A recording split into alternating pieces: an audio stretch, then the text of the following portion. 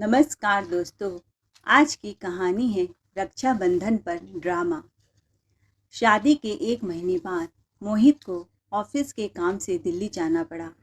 उधर ससुराल में सुमन दिन गिन गिन कर उसकी राह देख रही थी। जैसे ही मोहित दिल्ली से वापस लौटा, सुमन खुशी से उछल पड़ी। आपके बिना तो घर सूना सूना लगता है जी। अब चैन आया है, आप आ ही गए। मोहित मुस्कुराया। मैं नहीं आया तो क्या मेरा भूत खड़ा है? फिर दोनों खिलखिलाकर हंस पड़े। अच्छा सुनिए, आप हॉल में बैठिए, मैं अभी चाय और गरम गरम पकौड़ी लेकर आती हूँ। सुमन मुस्कुराकर किचन की ओर भागी। इधर हॉल में कलावती जी, मोहित की माँ, टीवी में डूबी हुई थी। और बेटा, कैसा रहा तेरा दिल्ली वाला मीटिंग? सब बढ़िया था माँ। अरे, ये क्या लाया है? माँ, थोड़ा वक्त मिला तो आपके लिए एक सुंदर सी साड़ी ले आया हूँ। साड़ी का नाम सुनते ही कलावती जी बड़ी खुशी हो गई। अरे वाह, बेटा हो तो ऐसा, कहती हुई उन्होंने साड़ी हाथ में थाम ली। और ये 2 लाल पीली साड़ियाँ सुमन के लिए लाया हूँ। उस पर यह रंग बहुत जचेगी माँ। बस इतना सुनते ही कलावती जी का चेहरा ऐसे उतर गया जैसे किसी ने मीठी खीर में नमक डाल दिया हो।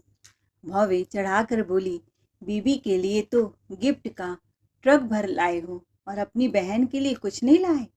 तेरी इकलौती बहन है वो, याद रख।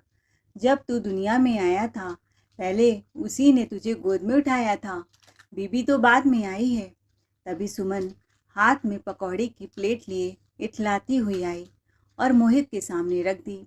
मोहित ने एक गरम गरम पकौड़ी मुंह में डाली ही थी कि अचानक बोला, माँ, जरा याद तो कीजिए, पिछले महीने ही तो दीदी को 5-5 साड़ियाँ, मिठाइयों के डिब्बे और फलों की टोकरी भरकर भेजा था त्योहार के शगुन में। अब इतनी जल्दी फिर से? क्या दीदी का त्योहार साल में 12 बार आता है? वो कहते हैं ना, मिर्ची जहाँ लगे वहीं जलन होती है। कलावती जी की त्योरियाँ चढ़ गई। घूर कर बोली, बहू आई नहीं कि बेटी का हिसाब किताब सिखाने लगी। बहनों के लिए 1 से 2 बार कुछ चला गया तो तेरा कलेजा फट रहा है। अरे बहन है तेरी, कोई गैर थोड़ी ना है। कलावती जी ने आंखें मटकाई और ताना मारा, बीबी के लिए अगर हर हफ्ते गिफ्ट आ सकता है तो बहनों के महीने में एक बार क्यों नहीं? सुमन तो साड़ी देखकर खुशी से फूली नहीं समा रही थी, लेकिन सासू माँ के तीखे तानों ने उसके चेहरे की रौनक ऐसे नोच ली जैसे धूप में मुरझाता ताजा फूल। बीबी क्या आई, बेटियों का हक ही डकार गया तो। मोहित ने माहौल संभालने की कोशिश की। माँ, पायल दीदी को तो कुछ दिन पहले ही त्योहार का शगुन भेजा था, इसीलिए। पर कलावती जी कहाँ मानने वाली थी। गुस्से में तमतमा कर बोली, तो क्या हुआ? कान खोल कर सुन ले बेटा, जब तक इस घर में मेरी सांसें चल रही है, मेरी इकलौती बेटी के साथ कोई सतोला बर्ताव नहीं होगा। आगे से अगर बहू के लिए कुछ आएगा तो मेरी राजकुमारी के लिए भी उतना ही आएगा। नहीं तो बहू के हिस्से की चीज भी वापस चली जाएगी। अरे, भाई की जेब पर बहन का हक तो जैसे जन्म सिद्ध अधिकार हो।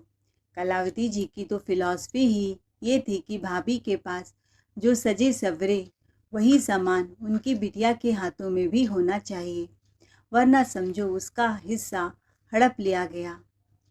डांट फटकार लगाकर कलावती जी कमरे में चली गई।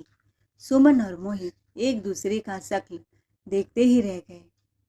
कुछ दिन बाद सुमन का जन्मदिन आया। मोहित ने सोचा था बड़ी पार्टी करेगा, क्योंकि शादी के बाद उसकी पत्नी का पहला जन्मदिन है। पर ऑफिस की भाग दौड़ में टाइम ही नहीं मिला।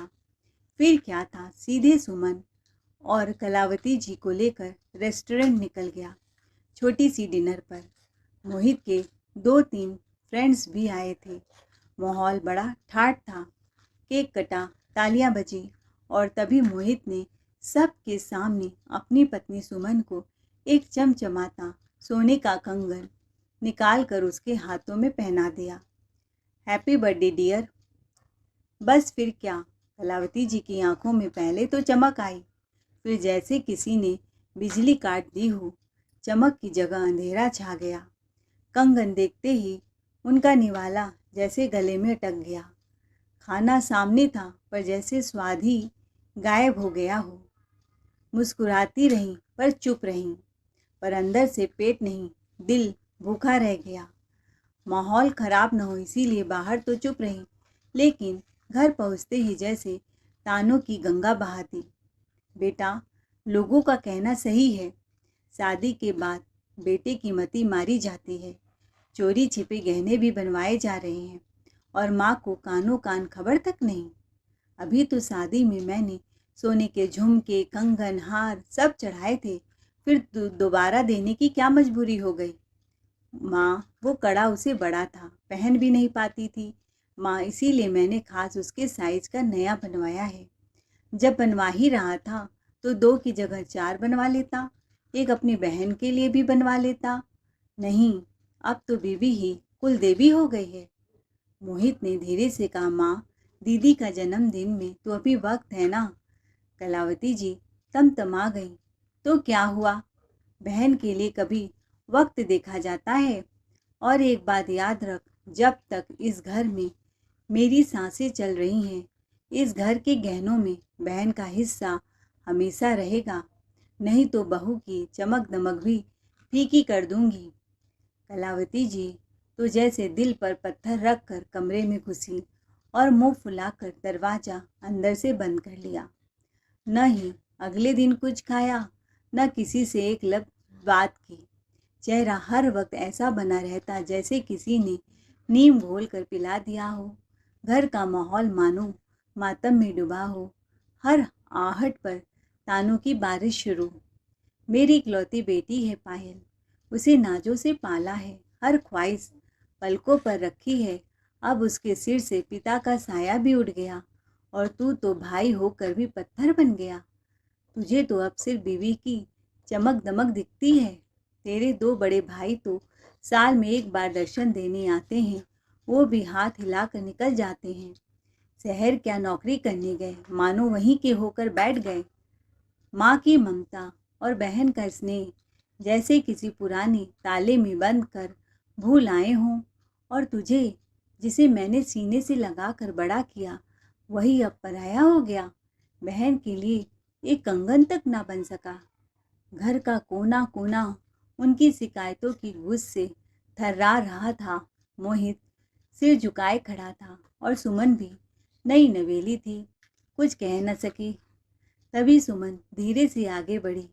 अपनी कलाइयों से वो सोने का कंगन उतारा और अपनी सासू माँ की हथेलियों पर रख दिया।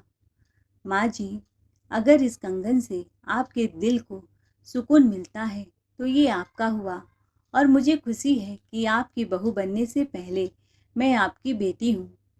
यह आप पायल दीदी को दे दीजिए। अब गुस्सा थूकिए और खाना खा लीजिए। बस फिर क्या।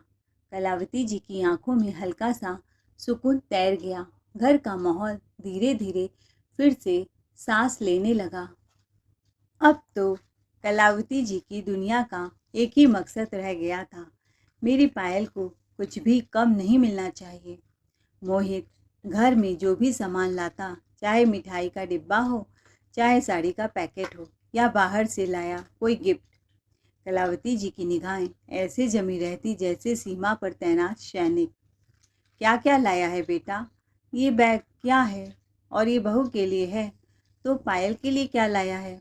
हर चीज़ की हिसाब किताब ऐसे रखती जैसे कोर्ट में बहस होने वाली हो। कलावती जी कहती, क्या करे बहू, माँ का दिल तो बेटी में ही बसता है। तुम्हारा तो पति है, पर मेरी तो दुनिया ही पायल है। अपनी सास की इस जिद पर सुमन स्तब्ध थी। ये भला किस घर का नियम है कि पति अपनी पत्नी को कोई उपहार भी नहीं दे सकता। उस दिन के बाद मोहित सुमन के लिए कुछ लाना चाहता तो भी सुमन मना कर देती थी। घर में क्लेश से अच्छा है वो बिना उपहार के ही रह जाए। आपकी एक मिठाई भी अगर माँ जी को कड़वी लग जाए तो घर का स्वाद बिगड़ जाता है।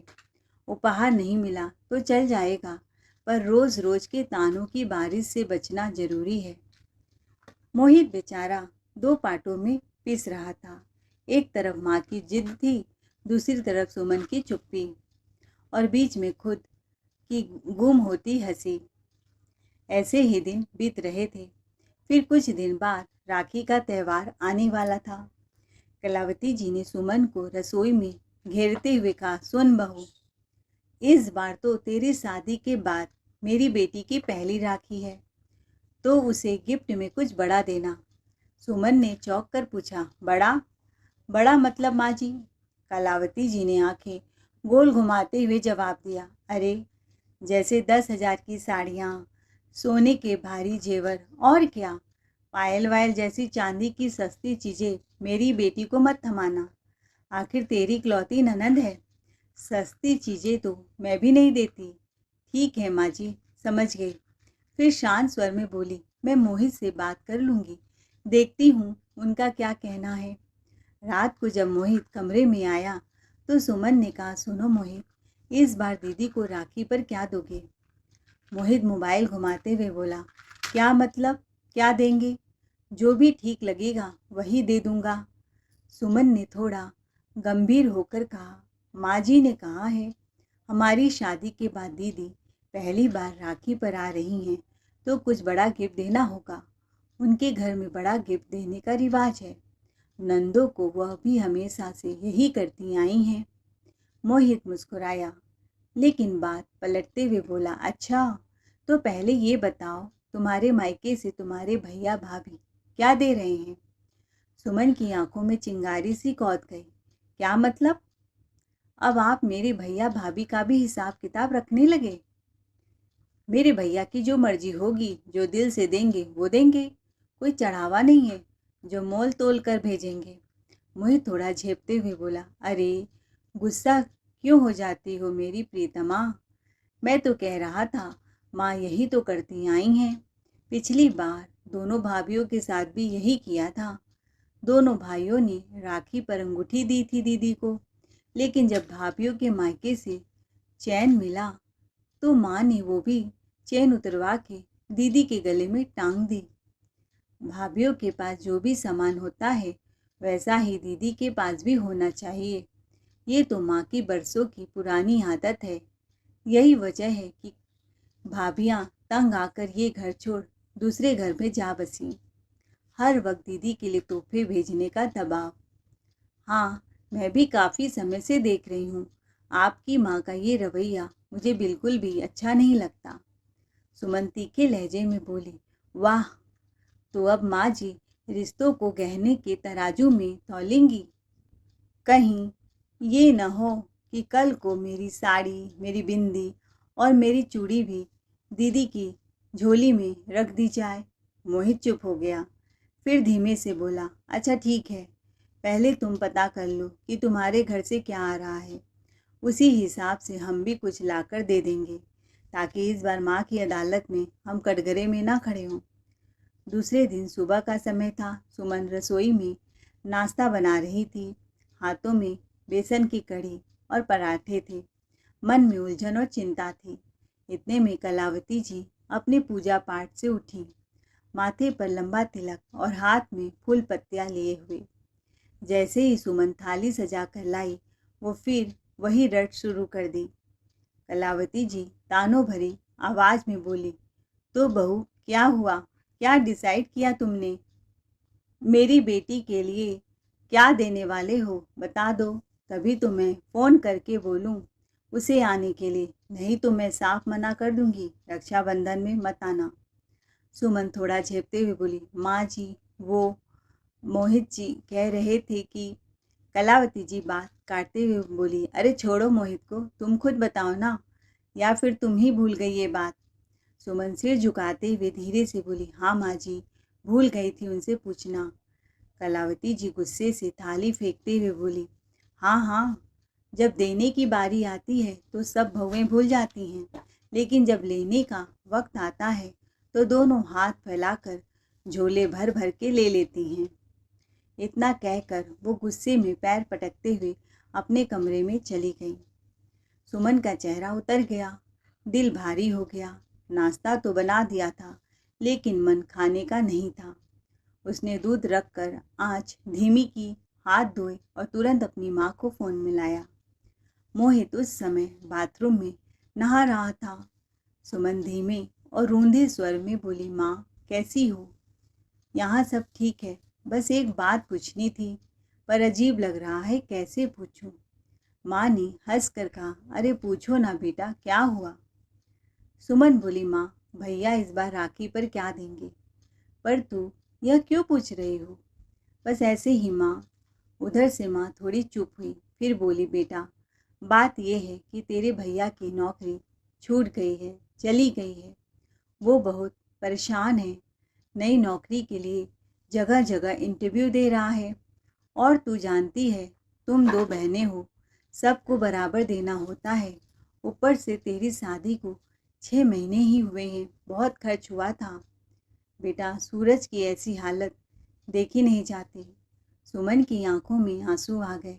उसने खुद को संभालते हुए कहा, माँ आप चिंता मत करो, भैया कुछ मत दे तो भी मैं कुछ नहीं कहूँगी। अगर तुम कहो तो माँ मैं इस बार राखी पर नहीं आती हूँ, ताकि भैया को कुछ देना ही ना पड़े।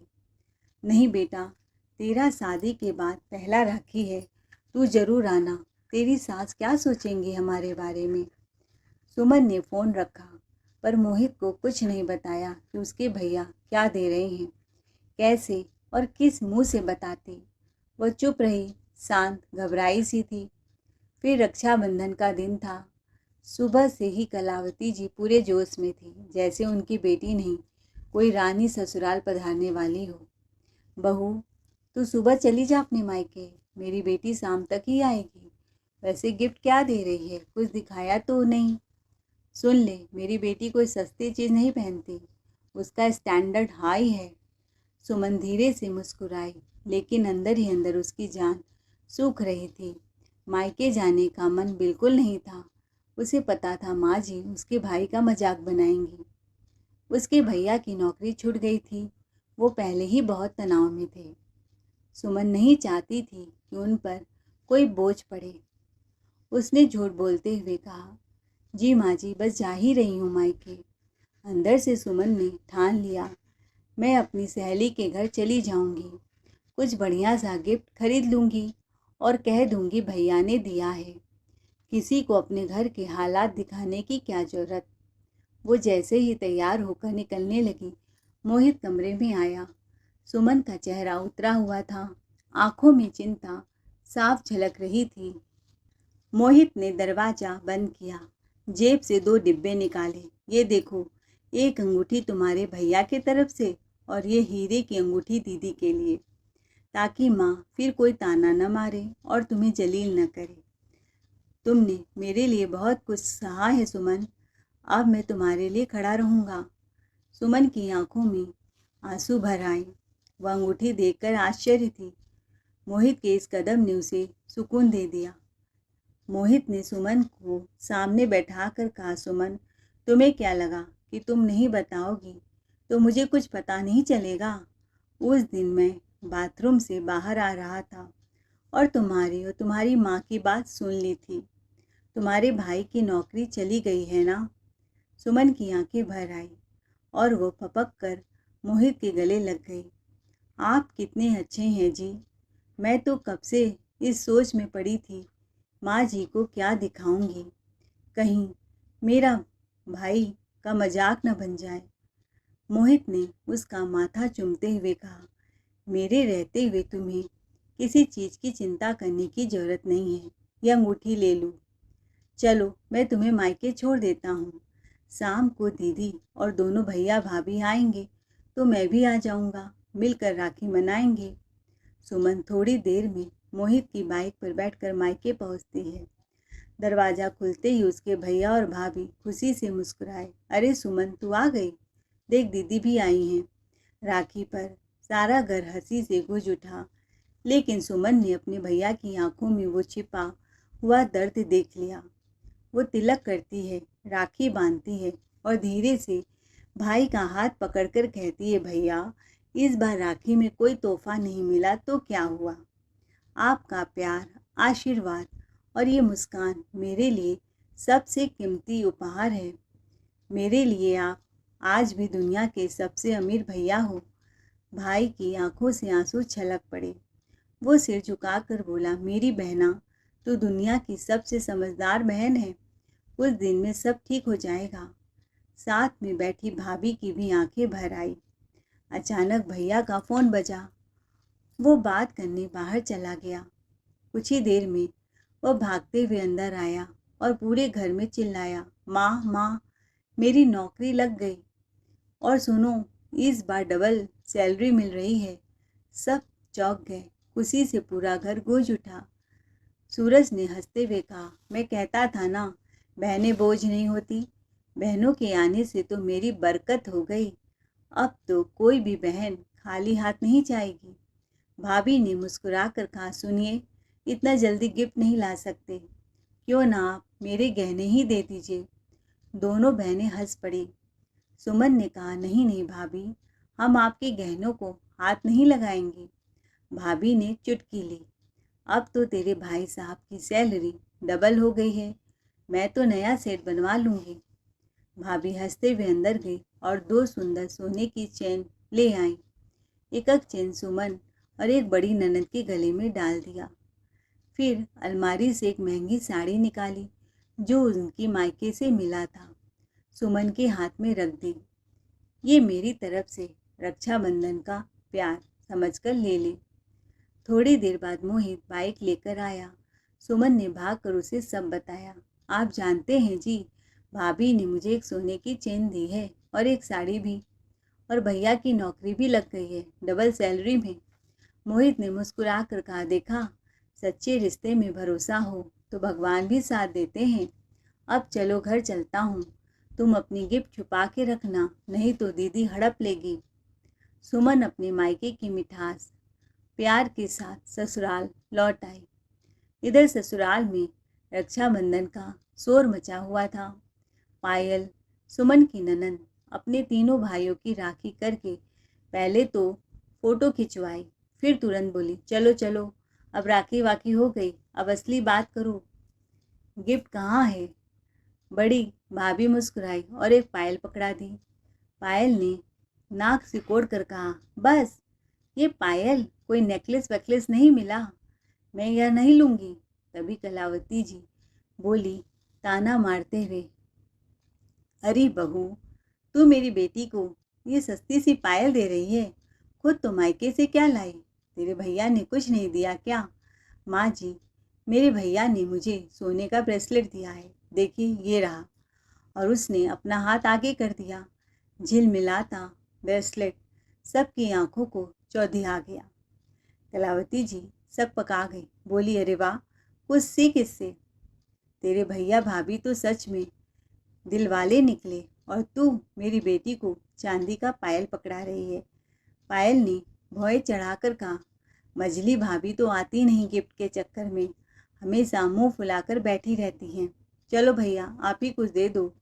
मझले भैया ने जेब से 2000 रुपये निकाल कर दे दिए।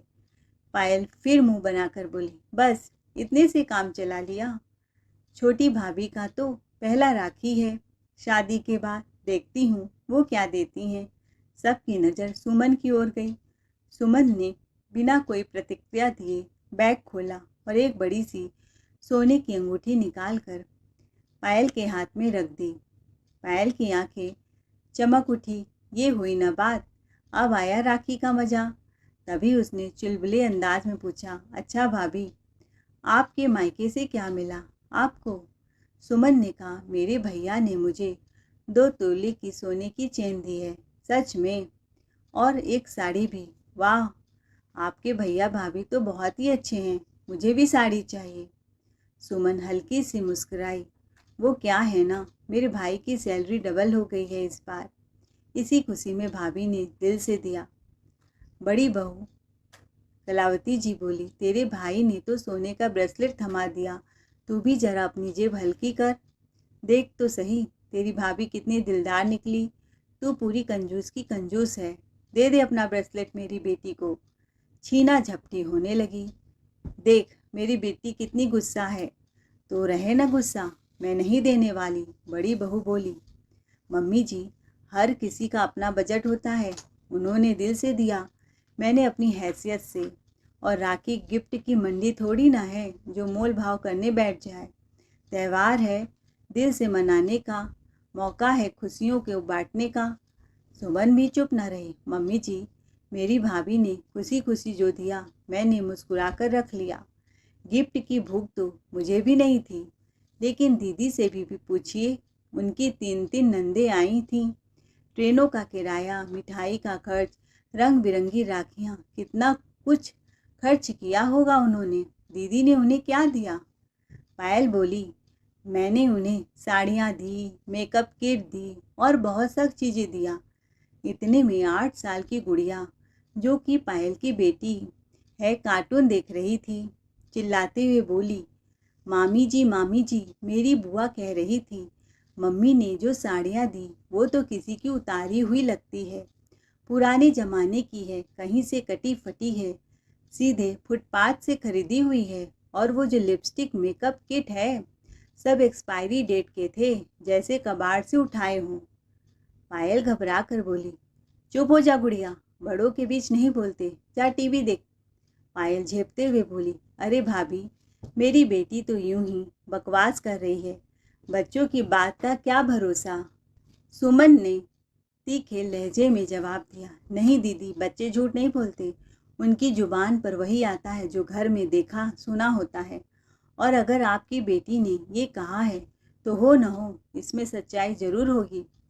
गुड़िया मासूमियत से बीच में कूद पड़ी, मामी जी, मम्मी तो हमेशा खराब चीज़ें देती हैं बुआ लोग को। बुआ भी कहती हैं देने की क्या ज़रूरत है, क्योंकि कभी भाभी के हाथ से अच्छा गिफ्ट नहीं मिला। कल रात मम्मी पापा से फुसफुसा कर कह रही थी, 10 रुपए की राखी और 50 रुपए की मिठाई के बदले 1000 रुपए का गिफ्ट देने का तो कोई रिवाज नहीं बनता है। मैं चुपचाप सुन रही थी, क्योंकि नींद तो मुझे आई ही नहीं थी। पायल का चेहरा गुस्से से लाल हो गया। तो क्या करूं? मेरी 3-3 नंदे हैं, मैं कहाँ से सबको बढ़िया बढ़िया गिफ्ट दूंगी? मैं तो इकलौती बहन हूँ, मुझे तो मिलना चाहिए। सुमन मुस्कुराते हुए बोली, दीदी, जब बच्ची सच बोल रही है तो आप क्यों घबरा रही हैं? खुद की नंदों को सड़कों पर बिकने वाली 200 रुपए की साड़ी और एक्सपायरी मेकअप किट देती हैं, ऊपर से दावा करती हो कि मैंने ढेरों तोहफे दिए। सुमन ने तीखे कटाक्ष के साथ कहा, वाह दीदी, क्या जीजा जी इतना भी नहीं कमाते कि साल में एक बार अपनी नंदों के लिए ढंग का गिफ्ट दे दें?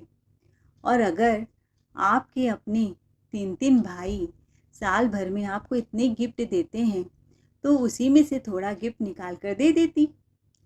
फिर बड़ी बहू बोली, मम्मी जी, आप कब से गिफ्ट की सीबीआई बन गई, जो हर बार बहू के तोहफों की जांच पड़ताल करने बैठ जाती हैं।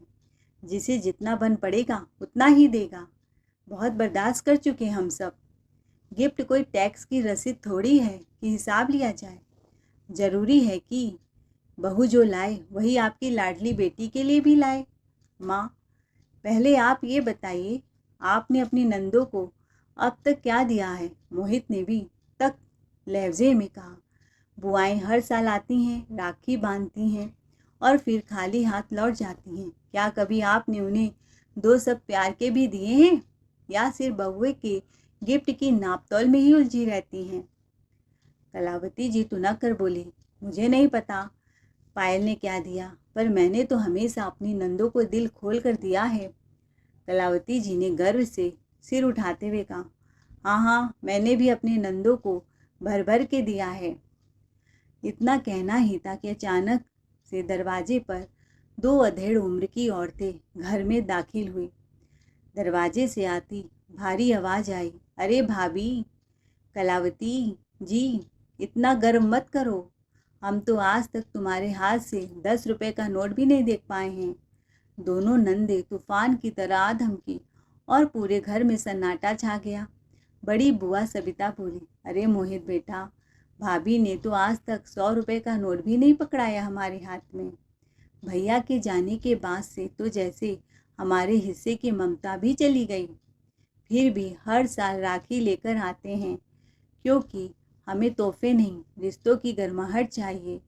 ये सुनते ही कलावती जी की बोलती बंद हो गई, जैसे जुबान तालू से चिपक गई हो और आंखें शर्म से झुक गई। उनके साथ खड़ी उनकी बेटी पायल भी नजरें चुराती रह गई। सुमन ने उनकी ओर देखा। मम्मी जी, रिश्ते अगर गिफ्ट पर चलते तो शायद आपके नंदे आज भी आपके घर से मुस्कुराते हुए लौटते, मगर आपने उन्हें खाली दिल और खाली हाथ लौटाया है। इसीलिए अब बहुओं को गिफ्ट पर तराजू मत तौलिए। इतने में बुआ की आंखों से आंसू टपक पड़े। हमने तो कभी नहीं सोचा था कि हमारी सगी भाभी और भतीजे के घर में एक दिन खुद को पराया महसूस करेंगे। मोहित फौरन उठा, बुआओं के पैर छू कर बोला, बुआ, इस घर पर सबसे पहला हक आपका है। जो गलती पहले हुई अब नहीं होगी। इस राखी से हर साल आपको वही इज्जत, वही प्यार मिलेगा जो 5 साल पहले तक पापा आपको देते थे। सुमन ने भी आगे बढ़कर कहा, और इस बार राखी पर गिफ्ट नहीं, रिश्ता लौटाया जाएगा दिल से। घर में बहू की आवाज़ पहली बार इतनी ऊंची थी, लेकिन उसमें न अहंकार था न अभिमान, सिर्फ सच्चाई थी, इंसाफ था। कलावती जी ने कांपते हाथों से बुआ का हाथ पकड़ा और धीमे स्वर में बोली, माफ़ कर दो ना बहनों, मैंने रिश्तों को बहुत देर तक सामान से तौला। अब समझ में आया, असली गिफ्ट तो इसमें होता है जो मैं नहीं दे पाई। सुमन ने मुस्कुरा कर कहा, कोई बात नहीं मम्मी जी, शुरुआत आज भी हो सकती है अगर दिल सच्चा हो। और उस दिन राखी सिर्फ कलाई पर नहीं, दिलों पर भी बांधी गई थी। गिले शिकवे, हक और प्यार की डोरी में बंधे एक नई शुरुआत के साथ। कलावती जी जान गई थी कि बहुओं के सामने उनकी पोल खुल गई है। इसीलिए उन्होंने अपनी नंदों से अपनी गलती स्वीकार कर ली। दोस्तों, आपको हमारी आज की कहानी कैसी लगी कमेंट करके ज़रूर बताएं।